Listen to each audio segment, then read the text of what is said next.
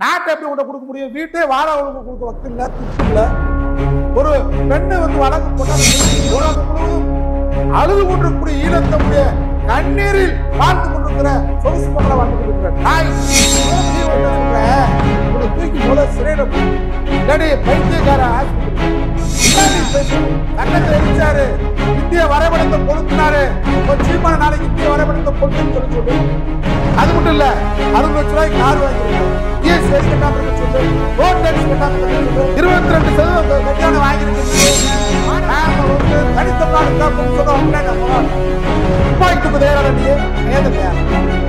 முடியுமா?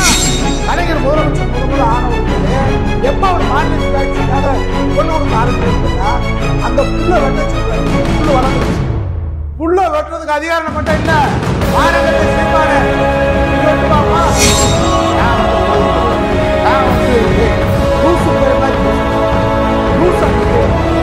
சராசரி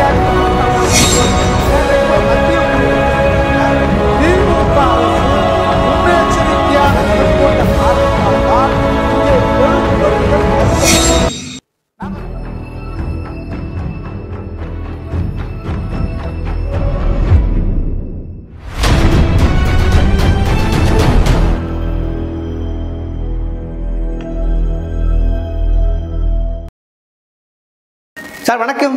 வணக்கம். குறிப்பா இப்ப மழை வெள்ளத்தை பத்தா தமிழ்நாடு தலைநகர் மிதக்கிறது, அதை யாரும் மறுக்க முடியாது. மக்களும் சொல்ல இல்லா துயரத்தை நடந்தார்கள், கொஞ்சம் கொஞ்சமா மீண்டு கொண்டிருக்கிறார்கள். ஆனால் இதில் தொடர்ந்து பார்த்தீங்கன்னா சீமான் போன்றவர்கள், பிஜேபி போன்றவர்கள் தொடர்ந்து திமுகவுக்கு எதிராக, குறிப்பாக அரசுக்கு எதிராக கடுமையான விமர்சனம் முன்வைக்கிறாங்க. அதையும் மறுக்க முடியல. சீமான் ஒரு வடிவேல போய் நான் மட்டும் சிஎம் ஆனா நான் நான் தான் தமிழ்நாட்டோட பிரதமர், நான் தான் தமிழ்நாட்டோட அதிபர், நான் தான் தமிழோட முதல்வர், நான் இருந்தா ஜிஎஸ்டியில் என்கிட்ட வாங்கிட்டு வர போய் முடியுமாங்கிற மாதிரி கேள்வி இருக்காரு. என்ன பாக்குறீங்க? ஒரு அடிமுட்டாளாவது பேசுவானா? ஒரு அடிமுட்டாள் சராசரி அறிவுறுக்குறையும் பேச மாட்டேன். ஏற்கனவே சொல்லிட்டேன், இவனை தூக்கி கீழ்ப்பாக்க மருத்துவமனையில் போடுங்கட்டேன். நான் நம்முடைய அரசியல் களத்தில் நாங்கள் செய்த தியாகம், நாங்கள் செய்த கடமைகள்லாம் இவன் எங்கள் கால் தூசி கூட வரமாட்டேன். அவனை பேசுறதே எங்களுக்கு தகுதியிலன்னு கருதுறேன். நான் என்ன நீ பேசிக்கிட்டு இருக்க? வெள்ளம் வந்தது இயற்கை.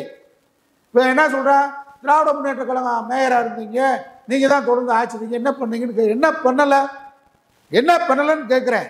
நீங்கள் 2015 பெருவெள்ளம் ஏற்பட்டது. அன்றைக்கு இருக்கக்கூடிய அந்த ஏரியை இரவோட இரவாக திறக்க வேண்டிய சூழ்நிலை ஏற்பட்டது. பெரும் விபத்து, 200க்கும் மேற்பட்டோர் இறந்தாங்க. இந்த வெள்ளத்தில் நான் சென்னையில் தான் இருந்தேன், என் வீட்டில் தான் இருந்தேன் சென்னையில். அப்போ நீங்கள் பார்த்தீங்கன்னா நாங்கள் இரவுல என்னுடைய கார் ஓட்டினாலும் கார் எடுத்துகிட்டு போகிறோம். என்ன நடந்திருக்குன்னு கேட்டால் 4000 கோடி எங்கன்றான். 4000 கோடி இவங்க என்ன பண்ணியிருக்காங்க, முறைப்படி பண்ணியிருக்காங்கன்னு கேட்டால் அனைத்து சாலைகளில் தேங்கக்கூடிய நீர்களை, கழிவு நீர்களை, மழை நீர்களை நேரடியாக கடலில் கலப்பதற்காக வேலைகள், இணைப்பு இல்லாத இடத்துக்கு இணைப்பை கொடுத்து, சாலையை தோண்டப்படாத இடத்துக்கு மழை நீர்களை சேகரித்து கொண்டு வந்து முகத்துவாரத்தில் கடலில் வருவதற்கான வேலை பணி நடந்திருக்கிறது. இங்கே நடந்தது என்னன்னு கேட்டால் 49 ஆண்டு காலம் இல்லாத வரலாறு. நீங்கள் புயல் 18 மணி நேரம் அங்கேயே நிற்கிது. கடக்கிறது எப்பயும் வேகமாக கடக்கிற புயல் 5 மணி நேரம் 6 மணி நேரம் பறக்கும். அப்படி தான் கிடக்குது. 5 கிலோமீட்டர் 6 கிலோமீட்டர் தான் கிடக்குது. அப்போ 18 மணி நேரம் அங்கேயே நிற்கிது, ஒன்றுமே பண்ண முடியல.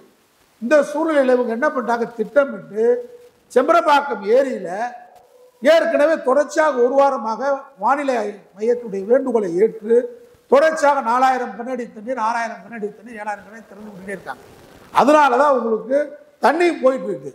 அங்கே கடலில் பெரிய அலை ஏற்படுகிற போது முகத்துவாரத்தில் மணல் அடைச்சிருக்கு. அதனால் அந்த மழைநீர் போக முடியல. இதான் நடந்த உண்மை.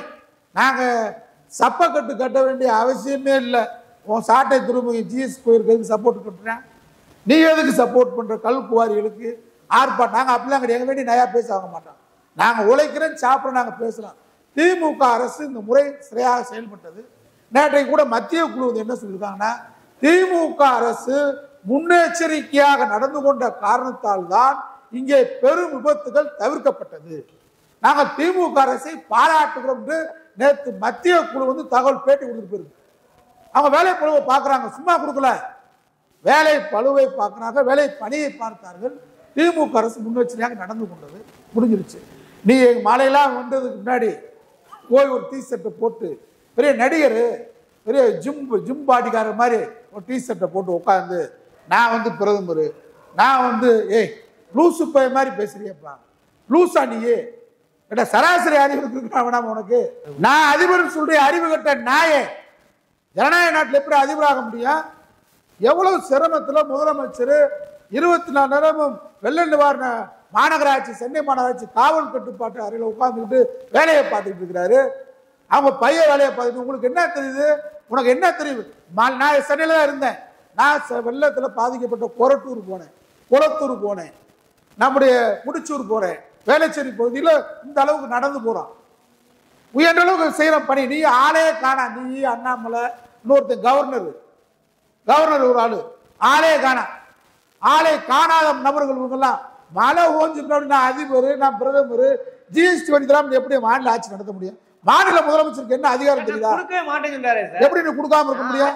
நான் ஒண்ணு கேட்கிறேன். செயின்ட் ஜார்ஜ் கோட்டை, நம்முடைய இருக்கக்கூடிய புனித செயின்ட் ஜார்ஜ் கோட்டையில நீங்க பார்த்தா அங்க புல்லு வளர்ந்துருக்கு. கலைஞர் முதலமைச்சர் முத ஆன உடனேயே எப்ப அவர் மாநில சுயாட்சிக்காக கொள்ளு கொடுக்க ஆரம்பிக்கிறேன்னு கேட்டா அந்த புல்லை வெட்ட சொல்றாரு. புல்லு வளர்ந்துருச்சு. புல்ல வெட்டுறதுக்கு அதிகாரம் மட்டும் இல்ல, மானங்கட்ட சீமான நீ வெட்டு பாப்பா. நீ சரியான ஆளு. பெரியார் தனித்தமிழ்நாடு கேட்டார், அண்ணா கேட்டார், கலைஞர் போராடினார். நீ சரியான வீரமானவன் தம்பி.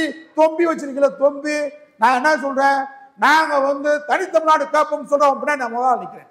துப்பாக்கி தூக்க தயாரான நீ ஏந்த தயாரா? உன்னால முடியுமா?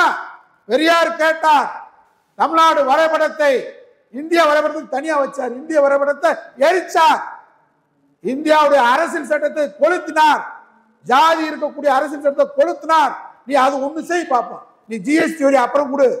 வாக்கரசியலே வேண்டாம் என்று, ஓட்டு அரசியல் என்பது அயோக்கியர்களின் கடைசி புகழும் என்று சொல்லிவிட்டு செய்து காட்டிய தந்தை பெரியார். நீ வந்து ஜனாதிபதியானதான் செய்வியா? அதிபரானதான் செய்வியா? முதலமைச்சர் இப்ப செய்ய. நீ உனக்கு நான் வரி கட்ட மாட்டேன்னு சொல்லு. சரியான ஆளு. என் வீட்டுக்கு நான் வரி கட்ட மாட்டேன் கார்பரேஷன் சொல்றான் பாப்பா. நான் என்ன சொல்றேன், முதல் பரிச்சயத்தை உனக்கு ஒரு சோதனைக்கு சொல்றேன். ஏமாத்தாத தம்பிகளே. நீ வந்து ஜிஎஸ்டி வரி கட்டுறது அப்புறம் இருக்கட்டும். பெரியார் வந்து எந்த பதவியிலும் இல்லாமல் போராடி வெற்றி கண்ட தலைவர். தனித்தமிழ்நாடு கேட்டார், சட்டத்தை எரிச்சாரு, இந்திய வரைபடத்தை கொளுத்தினாரு. உன் சீமான நாளைக்கு இந்திய வரைபடத்தை கொளுத்துன்னு சொல்லு. அது மட்டும் இல்ல, 60 லட்சம் ரூபாய்க்கு கார் வாங்கியிருக்க, ஜிஎஸ்டி வரி கட்டாம இருக்க சொல்லு. ரோட் டாக்ஸ் கட்டாம கட்ட சொல்லு. 22% கட்டியான வாங்கியிருக்க நீ. மாநகராட்சிக்கு நான் வரி கட்ட மாட்டேன்னு சொல்லு. முதல் நீ சொல்லு பாப்போம். நான் தண்ணி கட்ட மாட்டேன், பாதாள சாக்கடைக்கு வரி கட்ட மாட்டேன்னு சீமான் சொல்லு. நான் வீட்டு டாக்ஸ் கட்ட மாட்டேன்னு சொல்லு பாப்பா. நான் கரண்ட் பில் கட்ட மாட்டேன்னு சொல்றேன் சீமான். உன்னால முடியுமாடா? நீ ஒரு ஆள் முதல் சொல்லு. நாங்க பின்னாடி வரி கூட இயக்கத்துக்கு பின்னாடி வர்றோம். நான் இந்த மாதம் மின்சார வரி செலுத்த மாட்டேன் சீமான் சொல்ல தயாரா? அப்புறம் ஜிஎஸ்டி புடுங்குறது வா. முதல் இங்க வா. நான் வந்து ஜிஎஸ்டி கட்ட மாட்டேன், ரோட் டாக்ஸ் கட்ட மாட்டேன், மின்சார வரி கட்ட மாட்டேன், டெலிபோன் பில் கட்ட மாட்டேன் சொல்லு பாப்பா. உன்னால முடியுமாடா? அறிவு கட்டவனே. நான் முதலமைச்சருக்கு என்ன சொல்றேன், இவனை தூக்கி சிறையில போடு, இல்லாடி பைத்தியக்கார ஆஸ்பத்திரியில் போடுங்க. என்ன நீ பேசுற? எந்த நேரத்துல வெந்த முள்ள வேல் பாய்ச்சற மாதிரி பேசுறேடா. உன் பேச்சு எடுக்காது மக்கள்கிட்ட. அது வேற. பெரியாரை பேசுவதற்கும் திராவிட இயக்கத்தை பேசுவதற்கும் திராவிட மாநிலத்தை பேசுவதற்கும் உனக்கு என்னடா தகுதி இருக்கு? என்னடா யோக்கியது இருக்கு? எந்த தகுதியும் இல்லாத ஒரு மானங்கட்ட நாய் வசூல் கமிட்டி நீ. உலகம் முழுவதும் அழுது கொண்டிருக்கக்கூடிய ஈழத்தமுடைய கண்ணீரில் வாழ்ந்து கொண்டிருக்கிற சொகுசு பங்களா வாழ்ந்து கொண்டிருக்கிற நாய் நீ. நீ வந்து திராவிட மரலாட்சி வெள்ளத்தை பத்தி பேச உனக்கு என்ன யோக்கியது இருக்கு? என்ன அதிபர், நீயே அதிபர், நீயே ஜனாதிபதி, இதெல்லாம் ஜனநாயகத்தில் எடுக்குமா உன் பேச்சு? உன்னுடைய ஆன்லைன் அதிபர் உலகம் முழுவதும் இருக்கக்கூடிய அப்பாவி ஈழத்தமிழர்கள்ட்ட வசூல் செய்யறதுக்கு ஆன்லைன்ல பயன்படுத்துற ஆன்லைன் அதிபர் சீமான் தான் நீயே. அதை தவிர்த்து இங்கெல்லாம் வராத. பெரியாரு, திராவிட இயக்கம், பெரியாரிஸ்ட், திராவிட கொள்கை, சமூக நீதி கொள்கை, இதெல்லாம் உனக்கு தெரியாது. ஒரு புண்ணாக்கும் தெரியாத பயணி. அதனால என்ன ஒரு லாஜிக்ல பேசுற? உனக்கு என்ன லாஜிக் தெரியுது? ஜனநாயக நாட்டில் ஒரு முதலமைச்சருக்கு என்ன அதிகாரம் தெரியுமா? செஞ்சு காட்டு கோட்டில் புள்ள கூட நமக்கு வெட்டுறதுக்கு அதிகாரம் இல்லடா. கேன பேல கிறுக்கு பேல. அதான்டா மாநில சுயாட்சி கேட்டார் கலைஞர். இன்றைக்கு மக்களுக்காக 21 மசோதாவை கவர்னர் குண்டிகடியில் போட்டு உட்கார்ந்துக்கிட்டு இதுக்கு நம்மளால திரும்பவும் அவர் குடியரசுத் தலைவருக்கு அனுப்பினால் திரும்பவும் நம்ம மசோதா திருப்பி அனுப்புனா அவர் நமக்கு மசோதாவுக்கு பாஸ் பண்ணி தான் அனுப்பணும். இதான் மரபு, கோட் ஆஃப் கான்டக்ட் சட்டம். ஆனால் மசோதாவுக்கு இன்னைக்கு வரைக்கும் பதில் சொல்லலை. உச்சநீதிமன்றம் போயிட்டா. உச்சநீதிமன்றம் 2 பேரும் கூப்பிட்டு பேசிக்கிறதுன்னு சொல்லுது. இதான் நம்ம அதிகாரம். தெரிஞ்சுக்கிட்டியா? நீ என்ன செய்வ? போய் கவர்னரை அடிச்சு, நீ முதலமைச்சராக இருந்தா நேர கிண்டி மாளிகை போய் ஆர்.என். ரவி அடிச்சு கையெழுத்து போட்டு வைப்பியா? நான் ஆட்சிக்கு வந்த கவர் மாளிகை பூட்டு சொல்றேன். கவர்னர் மாளிகை எப்படி பூட்டுவ நீ? உனக்கு இன்னைக்கு பூட்டு. நீ ஆட்சிக்கு வர வேணாம். இன்னைக்கு பிரதான நீ தலைவராக வரணும் நினைக்கிறீங்க, முதலமைச்சர் நினைக்கல. கவர்னர் மக்கள் பிரச்சனைக்கான 21 மசோதாக்களை அவர் கையெழுத்திட மறுக்கிறார். கவர்னர் மாளிகை பூட்டுன்னு சொல்றா பாப்பா.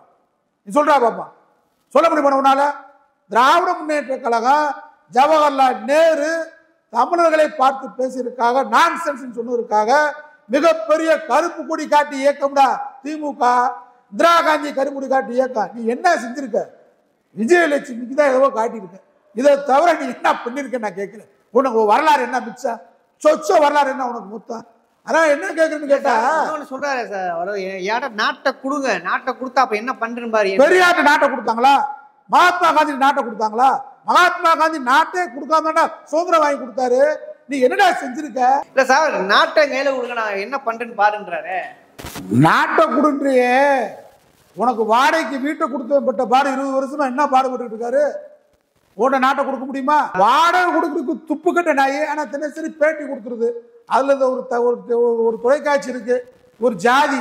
நீ ஜாதி இல்லைன்ற ஜாதிக்காக தானே உன்னை அந்த தொலைக்காட்சி தூக்குது. வேற எதுக்கு அந்த தொலைக்காட்சி உன்னை தூக்குது? நீ ஜாதி மதத்துக்கு அப்பாற்பட்டாலா? நீ ஒரு ஜாதியை சேர்ந்தவன், அந்த ஜாதிக்காக உனக்கு தூக்குது. வேற என்ன? நாட்டை எப்படி உன்னை கொடுக்க முடியும்? வீட்டே வாடகை கொடுக்க வக்கு இல்லை, துப்பு இல்லை. ஒரு பெண்ணு வழக்கு போட்டா அந்த பெண்ணுக்கு ஜீவனாசம் கொடுத்து துப்பு கட்டவன். ஒரு பெண்ணு யாராவது எந்த அரசியல் தலைவர் மேலேயாவது இப்படி வழக்கு வந்திருக்கா? தமிழ்நாட்டில் சம்பாதிக்கிற ஆன்லைன்ல கொள்ளையடிக்கிறீங்கள, கொடுக்க வேண்டியதானே? அதை கொடுக்க மாட்டேன்ற. இதுக்கு தம்பிகள்லாம் கூட்டு போய் வளர்த்துருவாங்க போலீஸ் ஸ்டேஷன்ல உட்காந்து தனித்தமிழ்நாடு கட்ட மாதிரி போராடிக்கிட்டு இருக்க. நீ ஒரு மானம் கட்ட பையன், எதுக்குடா போராடுறீங்க? இது மாதிரி எல்லோரும் வாங்க வளர்த்துருவாங்க காவல் நிலையத்துக்கு. எதுக்கு? என் மேல விஜயலட்சுமி கொடுத்த புகாருக்காக என்னை அரெஸ்ட் பண்ண போறாங்க. நீங்களாம் வாங்க. இதுக்கு ஒரு கட்சியா? இதுக்கு ஒரு கட்சியாடா? பாலியல் புகாரை இருந்து காப்பாத்துறதுக்காக இந்த தம்பிகளை வச்சிருக்க நீ. இது ஒரு கட்சி. ஆனா என்ன கேட்கறேன்னு கேட்டா, நாடை பத்திலாம் உனக்கு தெரியாது, அதிகாரத்தை பத்தியும் தெரியாது. இந்த கவர்னர் இருக்காரு, இந்த கவர்னர்கிட்ட போய் கையெழுத்து வாங்கி கொடு பார்ப்போம், போராடு பார்ப்போம். முடியுமா உன்னால? பூட்டு போட புரிஞ்சு ஒரு ஆர்ப்பாட்டம் பண்ணி பார்ப்பான். எந்த போராட்டம் பண்ணாதவன் நீ பூட்டு போட்டு ஒன்னும் புடுங்க வேணா, ஒரு ஆர்ப்பாட்டம் ஜனநாயகம் நடந்து பார்ப்போம். கவர்னர் எடுத்து ஒன்றிய அரசு என்ன நடத்திருக்கு இது வரைக்கும்? பெரியார் எல்லாம் பேசுவதற்கு சாட்ட ஓட்ட, நீ ஓட்டை ஆக போற, உனக்கு அவ்வளவுதான் சொல்லுவேன். அதனால பெரியாரை பேசுவதற்கெல்லாம் உங்களுக்கு துப்பு இல்லை. வெள்ள நிவாரண பணியை திராவிட மாநில அரசு சிறப்பாக செய்திருக்கிறது. அதனால மாநில அதிகாரம் என்ன, மத்திய அதிகாரம் என்னன்னு தெரியாம லூசு சீமா உளராத என்று நான் கேட்டுக்கொள்கிறேன். நன்றி சார்.